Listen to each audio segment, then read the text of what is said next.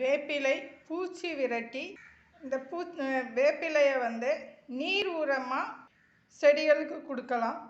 நீர் உரமாக கொடுக்கறதுக்கு இந்த குச்சியில் இருந்து வேப்ப இலையெல்லாம் பறித்து உருவி மிக்சி ஜாரில் போட்டிருக்கு. இந்த வேப்ப இலையை நம்ம வீட்டில் டெய்லி பயன்படுத்துகிற அரிசி களைஞ்ச தண்ணி, பருப்பு களைஞ்ச தண்ணியை வச்சு நல்ல மையாக அரைச்சிட்டு 24 மணி நேரம் ஊற வைக்கணும். இந்த தண்ணியும் கழுவி ஊற்றுனதை கொசு எதுவும் உள்ளே போகாத அளவுக்கு ஒரு துணியை வச்சு மூடி வச்சிடலாம்.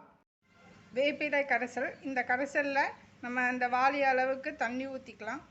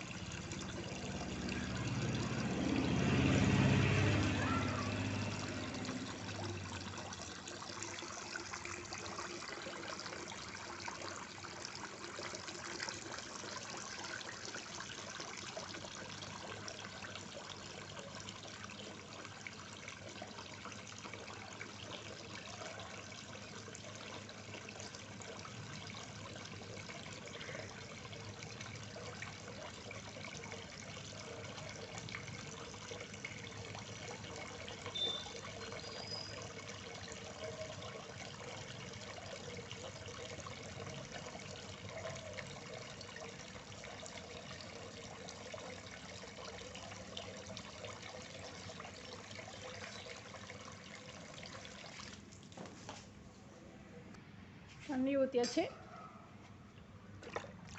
இதை நல்லா கலக்கிட்டு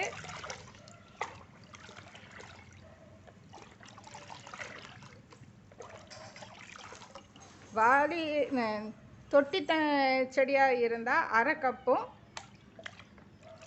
இந்த தரையில் வைக்கிறதா இருந்தால் 1 கப்பும் இந்த தண்ணியை ஊற்றணும்.